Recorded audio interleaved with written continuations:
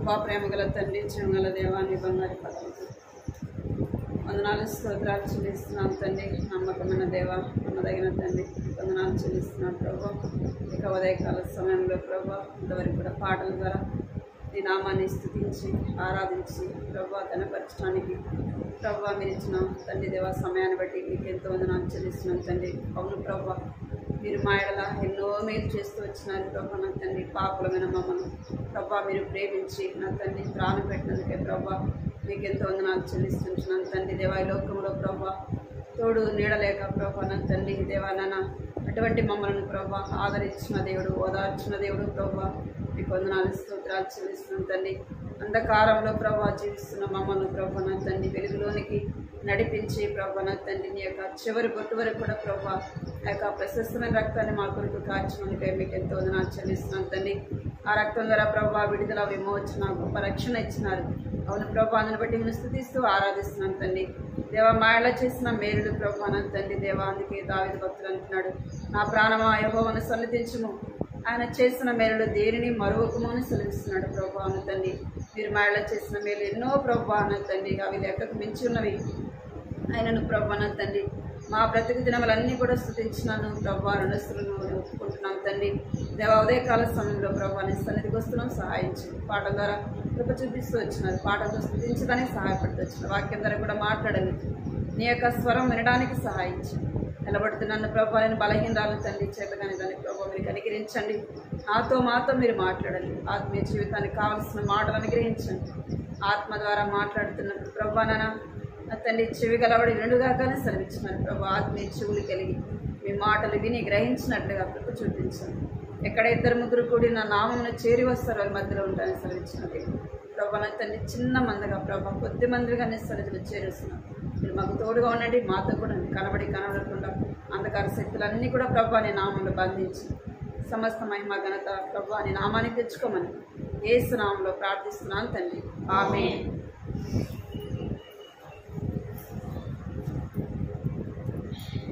దేవుని వాక్యాన్ని చదువుతున్నాను.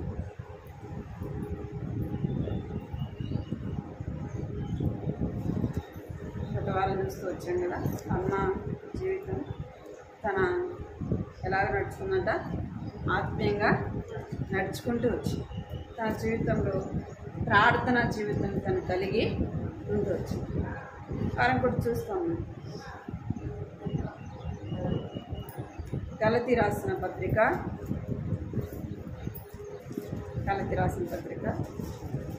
3వ అధ్యాయం 3వ వచనం. గలతీ 3:3 అందరం కలిసి వద్దాము.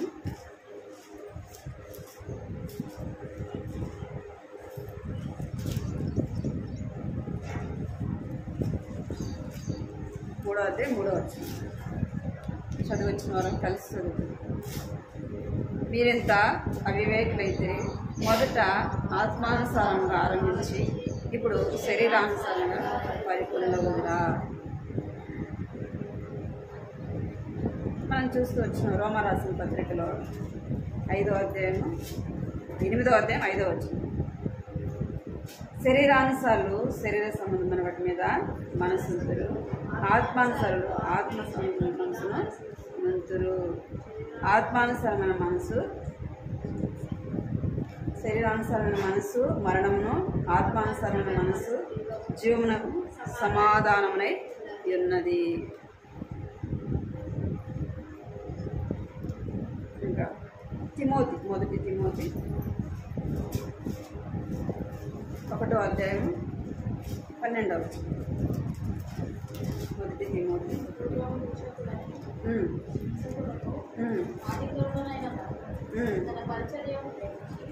నమ్మకమైన వాడిగా ఇచ్చినప్పుడు తన బలపరిచిన మన ప్రభువైన క్రీస్తు యేసుకు కృతజ్ఞులనై ఉన్నారు.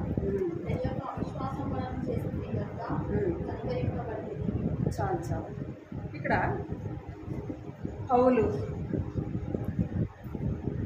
సౌలు ఫస్ట్ ఆయన పేరేం పేరు సౌలు, తర్వాత పౌలుగా తన యొక్క పేరు మార్చబడుతూ వచ్చింది. ఇప్పుడు మనం పౌలు గురించి కొన్ని మాటలు చూస్తాం. ఇక్కడ 12వ వచనం అంటాడు, మొదటి తిమోతి 1వ అధ్యాయం 12వ వచనంలో పూర్వము దూషకుడను, హానికరుడను, హింసకుడను నన్ను పరిచర్యకు నియమించెను. ఏమైనా అంట పూర్వం అంటే ఏమైనా అంటే పూర్వము దూషకుడను కదా, హింసకుడను, హానికరుడనై ఇంటిని అంటే తన యొక్క పూర్వపు స్థితిని జ్ఞాపకము చేస్తున్నాడు. మనము కూడా పూర్వము ఏమైనామంట దూషకులముగాను, హింసకులముగాను, హానికరులముగా ఉన్నబట్టి వారం. ఇక్కడ పౌలును దేవుడు ఏం చేస్తున్నట్టే గలతీ పత్రికలో 3:3 రాబడింది, మీరు ఇంత అవివేకులైతిరా, అయితే మొదట ఆత్మానుసారముగా ఆరంభించి శరీరానుసారంగా పరిపూర్ణులగుదురా అంటున్నాడు. ఇక్కడ శరీరానుసారమైన జీవితము ఎవరి జీవితం అంటే అపోస్తుడైన పౌలు శరీరానుసారంగా తను జీవించిన జీవితం అక్కడ చెప్పబడుతుంది. పౌలు దేవుని ఎరుగనివాడా అంటే కాదు. దేవుని ఎరుగనివాడా అంటే కాదు. దేవుని ఎరిగినవాడే, దేవుడు అంటే తెలిసినవాడే. కానీ తను ఎలాగ జీవిస్తూ వచ్చినాడంటే యెహోవా దేవుడు అంటాడు. యేసు ప్రభు చనిపోయి తిరిగి లేచినాడంటే నమ్మేవాడు కాదు. ఎవరు? అపోస్తుడైన పౌలు. సౌలుగా ఉన్నప్పుడు తను ఏం చేస్తూ వచ్చినాడంటే తన తన తన భక్తిగా ఉంటున్నాడు. కానీ తనేమనుకున్నాడు అంటే నేనే నీతిమంతుడను. ఏమనుకున్నాడు? నేనే నీతిమంతుడు, నేనే భక్తుడను అంటే ఇంకెవరు నా అంత నీతిమంతుడు లేడు అంటే పౌలు అలాగ జీవించినాడు. అంటే అంత నిష్టగా తను జీవిస్తూ వచ్చినాడు. మనం కూడా కొన్నిసార్లు ఏం చేస్తున్నాం అంటే అతిశయం అనేది పనిచేస్తుంటుంది మనలో. ఏం పని చేస్తుంది? అతిశయం. అంటే నేనే నీతిమంతుడను, నా అంతటోడు లేడు కదా, నేనే భక్తిపరుడను, నా అంతటోడు లేడు అని కొన్నిసార్లు మనం ఏం చేస్తున్నాం అంటే అతిశయించే వారంగా ఉంటాం. లూకాసు వార్త చూడండి, లూకాసు వార్త 18:9. లూకాసు వార్త 18:9.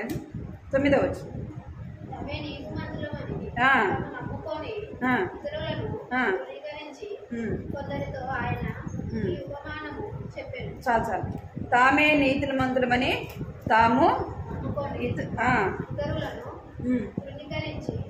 చాలు తామే ఏమంట నీతిమంతులము అని అంటే ఇక్కడ పౌలు ఏమనుకుంటా అంటే తానే నీతిమంతుడు, నేనే నీతిమంతుడని అని తనలో ఒక అతిశయం. ఎందుకు అంటే తను అలాగూ జీవిస్తూ వచ్చినాడు. పౌలు ఎలాగ జీవిస్తూ వచ్చినాడంట అలాగా ఎంతో నిష్ట కలిగిన వాడు. ఎవరు? పౌలు. తను అంటున్నాడు నేనే నీతిమంతుడను అంటున్నాడు. తన భక్తిపరుడుగా ఉంటున్నాడు. కానీ తన భక్తి ఎలాంటిదంటే అది నిజమైన భక్తి కాదు. ఎప్పుడు జీవించిన అంటే దేవుని ఎరుగక మునుపు తన భక్తిపరుడుగా ఉంటున్నాడు. కానీ నేను నీతిమంతుడని అనుకుంటున్నాడు. కానీ తన నీతి ఎలాంటిదంట నేనే నీతిమంతుడని అని తను ఏం చేస్తున్నాడంటే తన విషయం తానే అతిశయించేవాడుగా ఉన్నాడు. అదే యోబు రాసిన పత్రికలో కూడా చూడండి, అదే మాట రాయబడి ఉంటుంది. యోబు 32:1. యోబు రాసిన 32:1.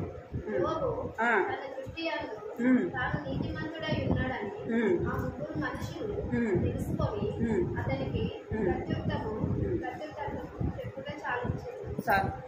ఇక్కడ యోబు స్నేహితులు అనుకుంటున్నారు అంటే యోబు మాటలు విని వాళ్ళు ఏమనుకున్నారంటే యోబు తానే నీతిమంతుడని అనుకుంటున్నాడు అని వాళ్ళు అనుకుంటూ వచ్చినారనమాట. మనం కొన్నిసార్లు ఏమనుకుంటామంటే నేనే భక్తిగా ఉన్నా, నేను బాగుండాలి అనుకుంటాం కదా. నేను బాగుండాలి అని మనం ఏంటంటే మనమే మోసపుచ్చుకునే వారముగా ఉంటాం. ఏమనుకుంటా నేనే నీతిమంతుడని, నా అంతటోడు లేరు, నాలాగా ఎవరు ప్రార్థన చేయరు, నాలాగా దేవునింటికి ఎవరు రారు, నాలాగా ఎవరు ఉండరు, నేనే నీతిమంతుడని మనం ఏం చేస్తున్నామంటే అనేక సార్లు మనమే మోసపుచ్చుకునే వారముగా ఉంటాం. నేనే నీతిమంతుడని కదా అని మనం ఏం చేస్తున్నామంటే అతిశయించే వారముగా ఉంటాం. అలాగా మన భక్తి అది నిజమైనదా కాదా కదా, ఎలా ఏది చూసుకోవాలా? నేను నిజముగా నాలో యథార్థత ఉందా, నాలో నీతి ఉందా, నేను నీతిమంతుడుగా ఉన్నానా అని మనమే ఏం చేసుకోవాలా? చూసుకోవాలి. మనమే పరీక్షించుకోవాలి. నేను నీతిమంతుడుగా ఉన్నానా? మనం ఇతరుని తునీకరించే విధంగా మనము ఉండకూడదు. ఏమనుకున్నాడంట పౌలు? నేనే నీతిమంతుడను అని తాను అనుకుంటూ వచ్చినాడు. రెండవదిగా మనం చూస్తే అపోస్తుల కార్యం చూడండి. అపోస్తుల కార్యం 8వ అధ్యాయం 2వ వచనం. అపోస్తుల కార్యం 8వ అధ్యాయం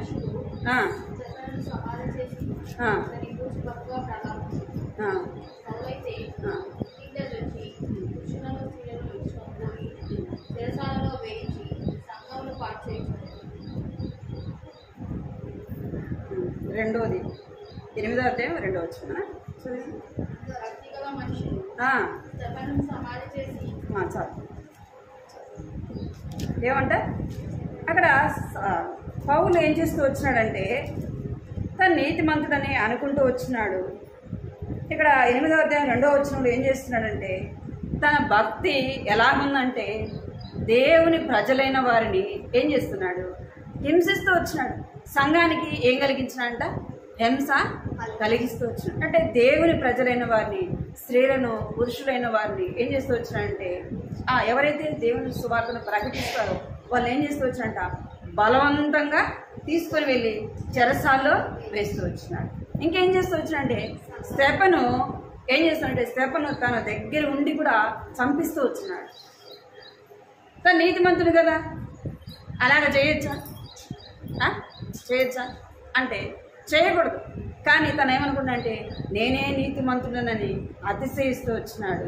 తన నీతి ఎలాగుందంటే సరైన విధానంలో లేదు. ఇక్కడ దేవుని బిడ్డలైన వారిని ఏం చేస్తున్నట్టే సంఘానికి హింస కలిగిస్తూ వచ్చినాడు.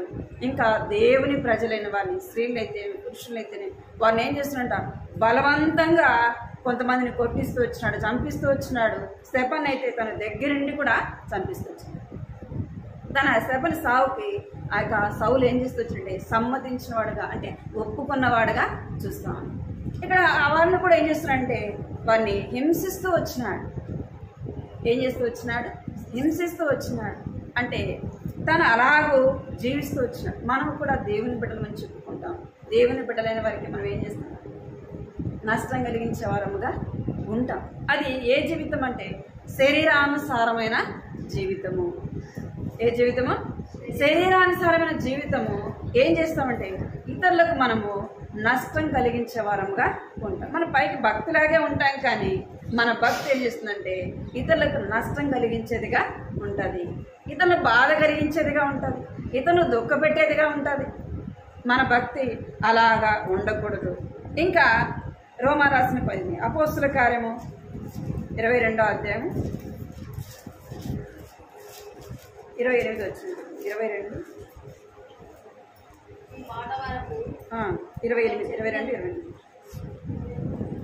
22వ అధ్యాయము 28వ వచ్చిన సంవత్సరాలు కట్టి బహుద్రవ్యం ఇచ్చి పౌరత్వం సంపాదించుకుంటున్నాను. అది పౌరు నేనైతే పుట్టుకతోనే రోమియుడనని. ఎవరంట? ఇక్కడ పౌలు తన యొక్క వంశం ఏంటంటే రోమియుడు, అంటే రోమి యొక్క పౌరత్వము కలిగిన వాడు. అదొక మనం ఏం చేస్తుంటాం కొన్నిసార్లు దేన్ని బట్టి గర్విస్తాం? కులాన్ని బట్టి గర్విస్తాం. నా కులం అది అంటాం కదా, కులాన్ని బట్టి ఏం చేస్తాం? గర్విస్తాం. ఇక్కడ పౌలు కూడా ఏమంటున్నాడంటే నేను పుట్టుకతోనే రోమియుడను. ఆ యొక్క అధిపతి అంటున్నాడు నేనైతే ద్రవ్యం ఇచ్చి రోమి యొక్క పౌరత్వాన్ని కొనుక్కున్నాను అంటాడు. పౌలు అంటాడు నేను పుట్టుకతోనే ఎవరిని? రోమియుడను. అంటే దానిలో ఏముంది అంటే గర్వము. ఏముంది? గర్వం. మనం శరీరానుసారంగా జీవిస్తున్నప్పుడు ఏముంటుంది? మనలో గర్వము ఉంటుంది, గర్విస్తుంటాం. నేను ఏ పాటి వాడను, నేను ఎంతటి వాడను అని మనం తగ్గించుకోము. కానీ ఏం చేస్తామంటే మనం అనేక సార్లు మన కులాన్ని బట్టి మనము గర్విస్తాం, మన స్థానాన్ని బట్టి మనము గర్విస్తాం, మన పనిని బట్టి మనం ఏం చేస్తామంట? గర్విస్తాం. ఇక్కడ పౌలు కూడా అదే చేస్తూ వచ్చినాడు, గర్విస్తూ వచ్చినాడు. తనకి ఇవ్వబడిన అధికారాన్ని బట్టి తను ఏం చేస్తూ వచ్చినాడంటే దేవుని బిడ్డలైన వారికి ఏం కలిగిస్తూ వచ్చినాడంట? హింస కలిగిస్తూ వచ్చినాడు. దేవుని బిడ్డలైన వారిని బాధ పెడుతూ వచ్చినాడు. మూడవదిగా చూస్తే ఏం చేస్తున్నాడంటే తను గర్వించిన వాడుగా చూస్తున్నాం. ఏం చేస్తున్నాడు? గర్వించినాడు. తన కులాన్ని బట్టి తన యొక్క స్థానాన్ని బట్టి ఏం చేస్తున్నాడంటే గర్వించిన వాడుగా చూస్తున్నాం. మనలో ఏముండకూడదంటే శరీరానుసారమైన జీవితం జీవిస్తున్నప్పుడు మనలో ఏముంటుంది? గర్వం అనేది. నిజముగా మనము దేవుని బిడ్డలైన వారమైతే ఏముండదు మనలో. మనం ఏ స్థానంలో ఉన్నా, మనం ఎక్కడ ఉన్నా, దేవుడు మనల్ని ఎక్కడ ఉంచినా ఏముండకూడదు? మనలో గర్వం అనేది ఉండకూడదు. అది దేవునికి ఎంత మాత్రం కూడా ఇష్టమైంది కాదు. ఇక్కడ పౌలు తను దేవుని నిజముగా దేవుడు దర్శించక మునుపు తను జీవించిన జీవితము అలాగూ జీవిస్తూ వచ్చినాడు. ఇంకేం చేస్తూ వచ్చినాడంటే తన భక్తిని బట్టి తను ఏం చేస్తూ వచ్చినాడంటే ఇతరులకు నష్టము కలిగిస్తూ వచ్చినాడు. ఏం చేస్తూ వచ్చినాడంట చూడండి. యాకోబు రాసిన పత్రిక 1వ అధ్యాయం. యాకోబు రాసిన పత్రిక 1వ అధ్యాయం 26, 27.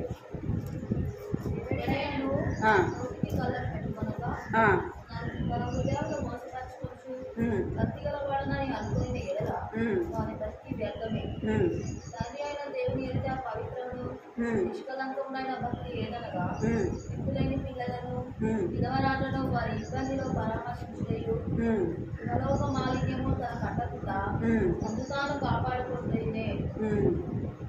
ఇక్కడ అపోస్తలుడైన పౌలు సౌలు ఉన్నప్పుడు తన భక్తి ఏం చేస్తూ వచ్చిందంటే ఇంకా ఇతరులకు నష్టం కలిగిస్తూ వచ్చింది. ఎందుకు? మనం కూడా చూడండి, హిందువులైన వారి భక్తిని బట్టి వారిని ఏమైనా అన్నామనుకోండి ఏం చేస్తారు? వారి దేవుళ్ళని కానీ లేదా వారిని ఏమైనా అంటే ఏం చేస్తారు? ఏం చేయడానికైనా సిద్ధంగా ఉంటారు. అంటే అన్నారని అనుకుంటారా? అంటే వారి భక్తి అలా ఉంటుంది. అరే మా దేవుడిని అంటావా, మమ్మల్ని అంటావా అని. ఇప్పుడు జరిగేది అదే కదా, ఇప్పుడు జరిగేది అదే.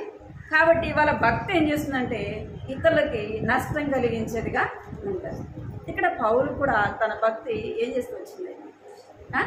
శరీరానుసారంగా జీవించినప్పుడు తన యొక్క భక్తి ఏం చేస్తూ వచ్చిందంటే ఇతరులకు నష్టము కలిగించింది. నిజమైన భక్తి ఏమై ఉండాలంట? భక్తి గలవాడని అనుకున్నాడలా వాని భక్తి వ్యర్థమే. అది నిజమైన భక్తి కాదు. నిజమైన భక్తి ఉంది అంటే 27వ వచనంలో రాయబడింది. తండ్రి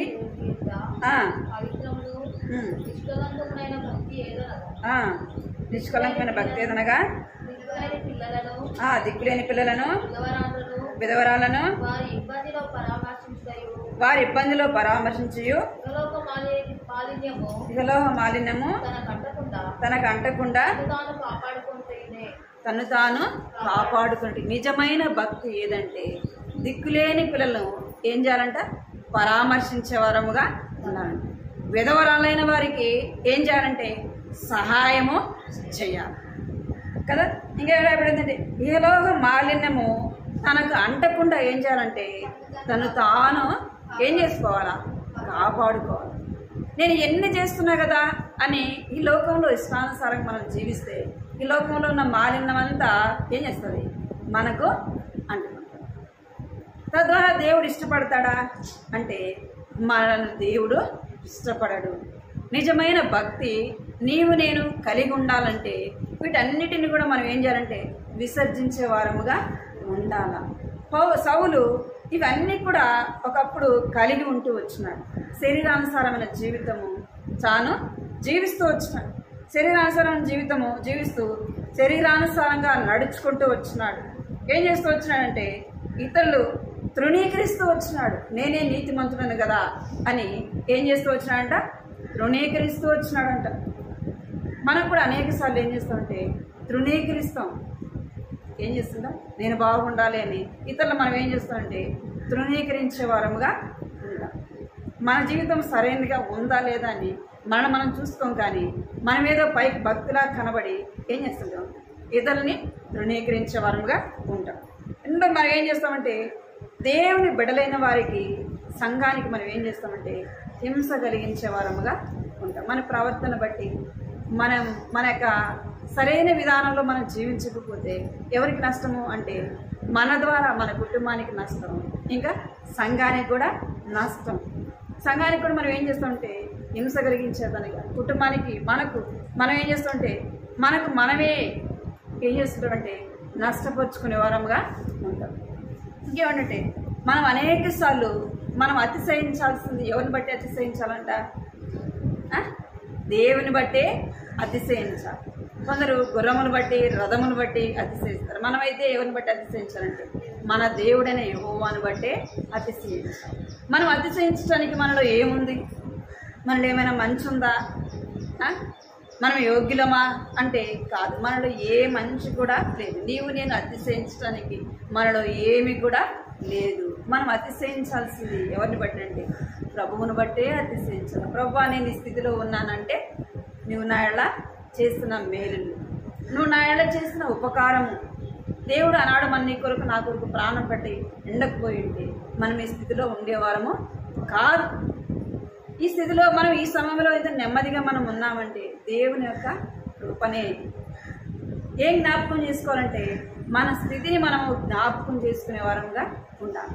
మనము ఒకప్పుడు లేనప్పుడు ఒకలాగా ఉండి అన్నీ ఉన్నప్పుడు మనము ఏం చేయకూడదు అంటే మన యొక్క వెనక స్థితిని మర్చిపోకూడదు. ఏం చేయకూడదు? మన స్థితిని మర్చిపోకూడదు. ప్రభువా, నన్ను ఆ స్థితిలో నుండి ఈ స్థితిలోనికి నన్ను తీసుకొని వచ్చిన ప్రభువాని ఏం చేయాలంటే దేవుని బట్టి మనం స్థుతించే వారంగా ఉన్నాం. ఒక మంత్రి రాజు దగ్గర ఉన్నాడు. ఆయన ఎక్కడో ఉండవలసిన వాడు, ఎంతో తన యొక్క పరిస్థితి దీన పరిస్థితి. అటువంటి వాడు ఇప్పుడు ఎక్కడికి వచ్చా అంటే రాజు దగ్గర ఒక మంత్రిగా పనిచేస్తున్నాడు. తాను ఏం చేసేవాడంటే ప్రతిరోజు రాజు దగ్గరకు వచ్చే ముందు అక్కడ ఊరి వెలుపల పాడుపడిపోయిన చిన్న గుడిసె ఉండేది. ఆ గుడిసెలోకి ఆయన వచ్చే ముందు అక్కడికి వెళ్ళి ఆ గుడిసెలోకి వెళ్ళి తర్వాతనే రాజు దగ్గరికి వచ్చాడు. ఇదంతా రోజు చేస్తూ ఉంటే ఒకడు గమనించినాడు. రోజు రాజు దగ్గరికి వెళ్ళేటప్పుడు ఆ గుడిసెలోకి ఎందుకు వెళ్తున్నాడు అనేసి రాజుకు పోయి చెప్పినాడు. రాజా, నీ దగ్గరికి రాకముందు ఊరు బయట ఉన్నాక పాడుపడిన గుడిసెలోకి వెళ్ళేసి వస్తున్నాడు, ఎందుకు పోయి వస్తున్నాడు నువ్వు అడుగని చెప్పినాడు. రాగానే రాజు దగ్గరికి రాజు అడిగినాడు, ముందు పెట్టాను తెలిసి నువ్వెందుకు ప్రతిరోజు నా దగ్గరికి వచ్చే మునుపు ఆ పాడుపడిపోయిన గుడిసెలోకి వెళ్ళి ఎందుకు వస్తున్నావు ఆయన? అప్పుడు ఆయన చెప్పినాడు, కన్నీళ్ళు పెట్టుకొని చెప్పినాడు, రాజా, నేను నీ దగ్గరికి రాకమునకు నా యొక్క స్థితి ఏంటంటే నేను ఎక్కడో ఉన్నవాడిని గొర్రెలు మేపుకుంటా, సరైన బట్టలు లేకుండా, సరైన చెప్పులు లేకుండా, సరిగా నా యొక్క పరిస్థితి ఎంతో దీనమైనది. అక్కడ గుడిసెలు ఏం చేసినంట, తన కప్పుకునే సాలవ ఇంకా పాత చెప్పులు అందులో పెట్టుకున్నాడు. అప్పుడు వేసుకున్న ఆయన దుస్తులు అదే పనిగా వాటిని గుర్తు పెట్టుకొని ప్రతిరోజు అక్కడికి వెళ్ళి వాటిని చూసి వచ్చేవాడంట. నేను ఈ స్థితిలో నుంచి ఈ స్థితిలోకి దేవుడు నన్ను తీసుకొని వచ్చినాడు. ఎందుకు అంటే తన స్థితి ఇప్పుడున్న స్థితిని బట్టి తను గర్వించకుండా, తను అతిశయించకుండా ఇప్పుడు మంచి స్థానంలో ఉన్నాడు కదా. ఏమొస్తుంది? ప్రతి మనిషి కూడా గర్వం అనేది వస్తుంది. దీన స్థితిలో ఉన్నప్పుడు ఒకలాగా ఉంటాం. దేవుడు అన్ని సమృద్ధిగా వచ్చినప్పుడు ఏమంటాం? ఒకలాగా మాట్లాడతాం. మన మాటలు తేడా వస్తుంది, మన ప్రవర్తన అన్నిట్లో కూడా మార్పు జరుగుతుంది. అప్పుడు చెప్పినంట, రాజా, నేను ప్రతిరోజు ఎందుకు చూసేస్తానంటే నా యొక్క గత స్థితిని మర్చిపోకుండా, నేను ఇప్పుడు ఈ స్థితిలో ఉన్నా కదా, నేను ఎక్కడ కూడా గర్వించకుండా ఉండడానికి నా స్థితిని జ్ఞాపకం చేసుకుని వస్తాను రాజా అని. రాజా ఆశ్చర్యపోయాడు. అంటే ఇక్కడ పౌలు ఏం చేస్తున్నంటే తన యొక్క రోమి యొక్క దాన్ని బట్టి యొక్క పౌరత్వాన్ని బట్టి ఏం చేస్తూ వచ్చినంటే అతిశయించి గర్వించిన. మనలో ఏముండకూడదు? మన దేవుడు ఏ స్థానంలో ఉంచినా ఏం చేయకూడదు, ఎక్కడ కూడా అతిశయం. ప్రభువా, నేను ఇక్కడ ఉన్నాను అంటే నీ కృపే, నేను ఈ స్థానంలో ఉన్నానంటే నీ కృపే ప్రభువా అని దేవుణ్ణి మనం ఏం చేయాలంటే స్తుతించే వారముగా ఉండాలి. ఇక్కడ పౌలు అయితే ఏం చేస్తున్నాడంటే గర్వించిన వాడుగా ఉంటూ వచ్చినాడు. ఎప్పుడు అంటే దేవుని ఎరుగక మునుపు అలాగ చేస్తూ వచ్చినాడు. మన భక్తి ఇతరులకు ఏం కలిగించకూడదు, మన భక్తి ఇతరులకు ఏం కలిగించకూడదు అంటే చివరిదిగా నష్టము కలిగించకూడదు. మన భక్తి ఇతరులకి నష్టాన్ని కలిగించకూడదు. చూడండి 2 తిమోతి 3:5. 2 తిమోతి 3:5. పైకి భక్తి గలవాడి వలె ఉండి దాని శక్తిని ఆశ్రయించిన వాడనై ఇది వారికి ముక్తుడైవై. చాలు. ఏమంట? పైకి భక్తి గలవాడి గలవారి వలె ఉండి దాని శక్తిని ఆశ్రయించు వాడి వలె ఇది వారికి ముక్తుడవై. ఇక్కడ పైకి భక్తి గలవారే ఉండియు దానిని శక్తిని ఆశ్రయింపని వారైందురు. పనికి మనం ఎట్లా కనపడతామంట? భక్తిలాగా కనపడతాం, కానీ లోపల ఏముండదు, శక్తి ఉండదు కదా, ఏముండదు. పైకి భక్తిలాగా ఉంటాం కానీ లోపల మనలో ఏముండదంటే శక్తి ఉండదు. అట్టి వారికి ఏమై ఉండాలంటే మనము విముఖుడువై ఉండుము. అంటే అలాంటి వారితో మనం ఏం చేయొద్దు అంటే వారి దగ్గర నుంచి మనము ఎంతో దూరంగా ఉండాలి. ఎందుకంటే వారు పైకి భక్తిలా కనపడతారు కానీ లోపల ఏముండదంటే దేవుని శక్తి ఉండదు. అందుకే చెప్తారు, ఏమంటారు, తెలిసి తెలియని వారితో మనం అసలు మాట్లాడచ్చు. తెలిసిన వాళ్ళతోనైనా మాట్లాడచ్చు, అసలు తెలియని వారితో అయినా మాట్లాడచ్చు. తెలిసి తెలియకుంటారు చూసారా, అలాంటి వారితో మాట్లాడు. భక్తి అట దేవుల్లో ఉండకుండా ఇటు లోకంలో ఉండకుండా మధ్యలో ఉంటారు చూసాము, వాళ్ళతో అసలు మాట్లాడలేము. వాళ్ళతో ఏం చేయలేము, అసలు మాట్లాడలేము. ఎందుకంటే వాళ్ళు అనుకుంటారు నేనే భక్తి పరుడను, మనం చెప్పిన వినరు. అందుకే వారికి ఏమై ఉండాలంటే విముఖుడువై ఉండుము, అంటే వారి నుంచి దూరంగా ఉండుము అంటారు.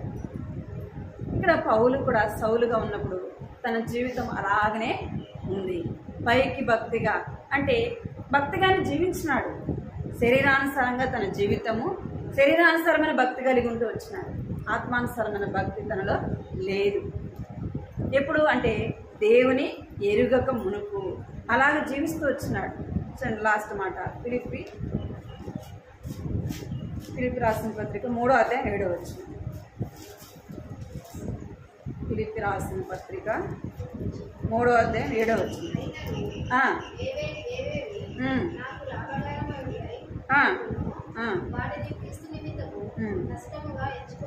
చాలు. ఏమంటున్నాడు? అయినను ఏవేవి నాకు లాభకరములై యుండెనో వాటిని క్రీస్తు నిమిత్తం నష్టముగా ఎంచుకుంటుని. మనము 5 మాటలు చూస్తూ వచ్చింది.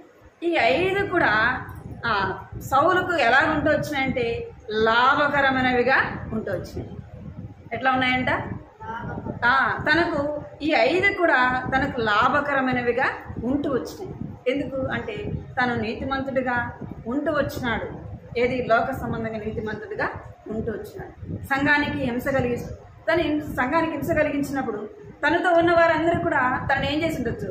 మెచ్చుకుని ఉండొచ్చు కదా. తను ఏం చేసి ఉండొచ్చు? చాలా మంచి పని చేస్తున్నావు నువ్వు అసలు అని పౌలు ఏం చేసి ఉండొచ్చు? మెచ్చుకుని ఉండొచ్చు. తన యొక్క రోమి యొక్క పౌరత్వాన్ని బట్టి తను ఏం చేసి ఉండొచ్చు? అతిశయించిన వాడుగా చూస్తా ఉన్నాడు. తన భక్తి ఇతరులకు నష్టం కలిగించింది. ఇవన్నీ కూడా ఆ యొక్క సౌలుకి ఎలా ఉంటూ వచ్చినాయంటే లాభకరమైనవిగా ఉంటూ వచ్చినాయి. ఎప్పుడు అంటే దేవుని ఎరుగక మునుపు ఇవన్నీ కూడా ఎలా ఉంటూ వచ్చినాయంటే తనకు లాభకరంగా ఉంటూ వచ్చినాయి. క్రీస్తును నమ్మిన తర్వాత తాను నష్టముగా వాటిని ఉంచుకోవచ్చు. ఇవన్నీ కూడా ఎలా ఉన్నాయంట? తనకు లాభకరమైనవిగా ఉంటూ వచ్చినాయి. క్రీస్తు నిమిత్తం నష్టముగా ఎంచుకుంటుని అంటున్నారు. ఇవన్నీ కూడా లాభకరమైనవి. అవన్నీ కూడా దేవుని కొరకు తను ఏం చేస్తూ వచ్చినాడు? నష్టముగా ఎంచుకోవడానికి ఇష్టపడుతూ వచ్చినారు. మనం ఎక్కడ శరీరానుసారముగా జీవిస్తున్నాము, శరీర సంబంధముగా ఉంటున్నాము, నేనే నీతిమంతుడను అని మనం అనేక సార్లు మనం అనుకుంటున్నాము. మనం ఎలా ఉన్నామో మనం ఏం చేయాలంటే పరీక్షించాలి. ఒకవేళ ప్రభు నా ద్వారా ఎవరికి నష్టం కలుగుతూ ఉంది ప్రభు, సంఘానికి లేదా నా కుటుంబానికి, నా ద్వారా నా చుట్టుపక్కల ఉన్న వారికి నేను నష్టం కలిగిస్తున్నానా అని మనం ఏం చేసుకోవాలా? జ్ఞాపకము చేసుకోవాలి. మన భక్తి ఇతరులకు ఏం కలిగించకూడదు? నష్టము కలిగించకూడదు. మన ద్వారా ఇతరులు దేవుని సన్నిధికి వచ్చేలాగా మనం జీవించాలి. మన భక్తి ఏం కలిగి ఉండాలా? ఇతరులకి నష్టం కలగకూడదు, కానీ ఏం కలగాల? లాభము కలగాలి. మనం వెళ్తున్నామంటే మనతో పాటు ఒకరు వచ్చే విధముగా మనం ఉండాలి. మనం అక్కడ ఉన్నామంటే ఒకరు వచ్చి మన దగ్గర కూర్చొని మాట్లాడే విధముగా మనం ఉండాలి కదా. దేవుని నమ్మిన బిడ్డలముగా మనం అలాగే జీవించాలి. శరీర సంబంధమైనవి విడిచిపెట్టాలి. ఏం చేయాలి? శరీర సంబంధమైనవి ఈ 5 అంతలు మనలో ఉన్నాయేమో, వీటిని మనం ఏం చేయాలంటే విడిచిపెట్టాలి. ఇప్పుడు మనము శరీర సంబంధమైన జీవితాన్ని విడిచిపెట్టాలి. అందుకే ఒక మాట గలతీ 3:3 ఏమైంది? మీరింత అవివేకులైతిరా, మొదట ఆత్మానుసారముగా ఆరంభించి ఇప్పుడు శరీరానుసారముగా పరిపూర్ణులగుదురా.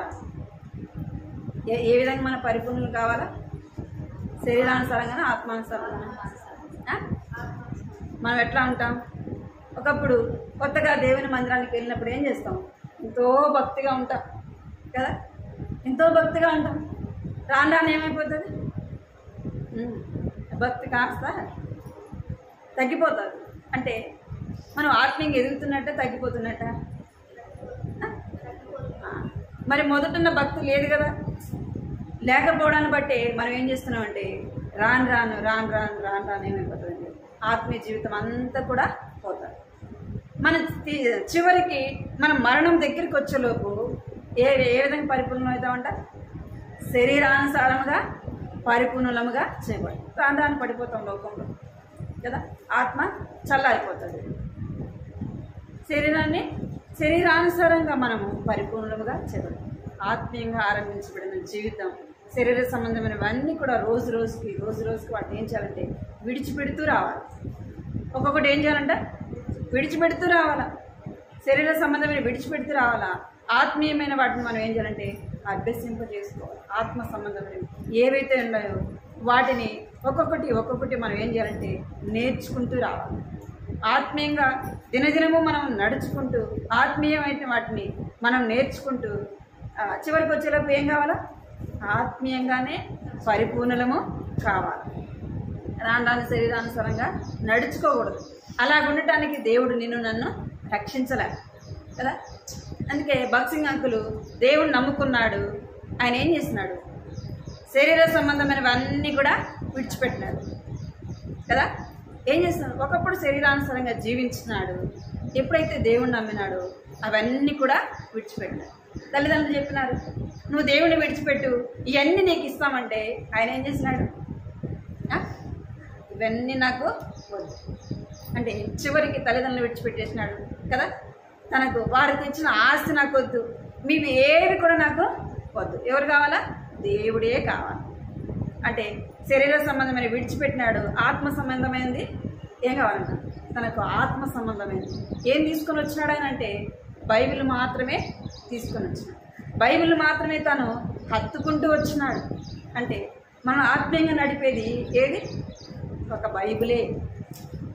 ఒక బైబిలే మనను చివరి వరకు మనం నడిపించేది, ఒక మంచి మార్గంలో మనం నడిపించేది ఏది చెప్పండి?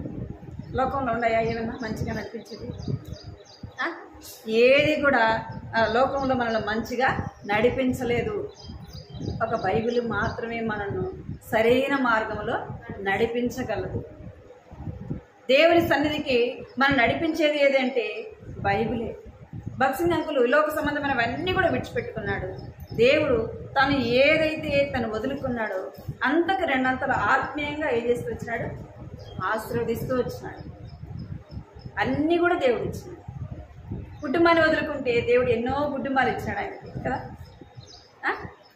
లాభకరమైనవి తను ఏం చేస్తూ వచ్చినాడు? దేవుని కొరకు నష్టముగా ఎంచుకున్నాడు. ఆత్మీయమైనవి దేవుడు తనను దీవిస్తూ వచ్చినాడు. ఎంతగానో ఆయన ఆశీర్వదించబడతాడు. ఏదో డబ్బు కాదు కదా, ఏదో ఆస్తి కాదు. ఏ విధంగా ఆశీర్వదింపబడినా అంటే అనేక ఆత్మలు ఆయన రక్షించుకోగలుగుతూ వచ్చినాడు కదా. అనేక ఆత్మల కొరకు ఆయన ప్రయాసపడుతూ వచ్చినాడు. అనేక ఆత్మల కొరకు ఆయన ప్రార్థన చేస్తూ వచ్చినాడు. అనేక ఆత్మల కొరకు ఆయన ప్రయాసపడిన వాడుగా మనము చూస్తాం. అది ఆత్మీయమైన జీవితము. దేవుని కొరకు మనం ఏం చేయాలంటే నష్టముగా ఎంచుకోవాలి. మనం ఎంచుకుంటామా? ఎంచుకుంటామా? ఒక్కటి పోయినా ఒప్పుకోం, ఒకటి పోయినా కూడా ఒప్పుకోం. ఈ లోక సంబంధమే మనకు కావాలి. లోక సంబంధమైన దాని కొరకే ప్రయాసపడతాం. లోక సంబంధమైన దాని కొరకే మనం పరుగులుతాం. మరి ఆత్మ సంబంధంగా ఎప్పుడు జీవించాలా? ఆత్మ సంబంధంగా మనం ఎప్పుడు సంపాదించుకోవాలా? ఆత్మీయంగా నువ్వు ఎప్పుడు సమకూర్చుకోవాలా? లోక సంబంధమైనది మనం ఎంత సంపాదించుకున్నా అది మనకేం కలిగించదు? లాభము కలిగించదు. దాని ద్వారా మనకి నష్టమే. అందుకే మనం ఏం చేయాలంటే ఆత్మీయంగా నడుచుకోవాలి. పౌలు అన్నట్లుగా ఏవేవి నాకు లాభకరమైనవి ఉన్నాయో అవి క్రీస్తు నిమిత్తమే నేను నష్టముగా ఎంచుకుంటుంది. అలాగే దేవుడు మనకు సహాయం చేయనట్టు ప్రార్థన చేసుకోవాలి.